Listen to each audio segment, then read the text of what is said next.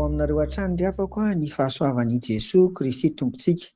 Amen. Andeha hivavaka isika. Ry Tompo Ray any an-danitra, misaotra anao izay ny amin'ny hanomezanao anay indray an'ity herinandro vaovao ity. Iarahanay lalana aminao, hikarakarana sy hanaovanay izay mahasoa ny fiainanay tsirairay avy. Dia misaotra indrindra Tompo, ny fitarihanao feno ry Jesosy Kristy amin'ny lalana fanahy masina no irianay ho aminay mba hanaovanay hatrany ny sitraponao. Dia amin'ny anaranao Tompo no rovanay an'izany vavaka izany. Amen. Ry havako midera sy mankalaza ary manome voninahitra ny Jesosy Kristy Tompo isika fa afaka niaraka mivavaka tany amin'ny fiangonana omaly. Amin'ity herinandro vaovao ity dia andeha hiaraka hibanjina hatrany any ireo andraikitra miandry antsika amin'ny famoriana vokatra ho an'ny Tompo.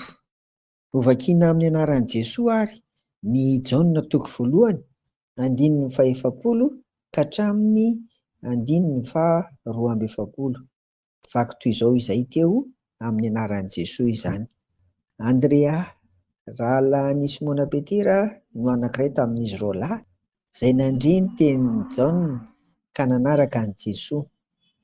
Izy no nahita ny Simona rahalahiny aloha dia hoy izy taminy, efa nahita ny Mesia izay atao hoe rahadika ny Kristy.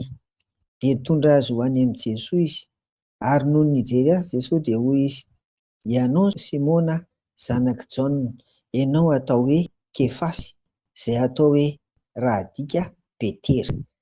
Amen. Izany andinitra ohatra masina izany ry havana dia mitantara ny amin'ny Andrea rahalahin'i Simona Petera.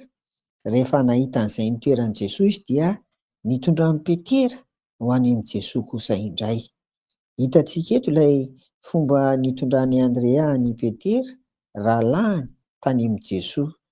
Voalohany, efa nahita ary nihaona tamin'i Jesosy izy.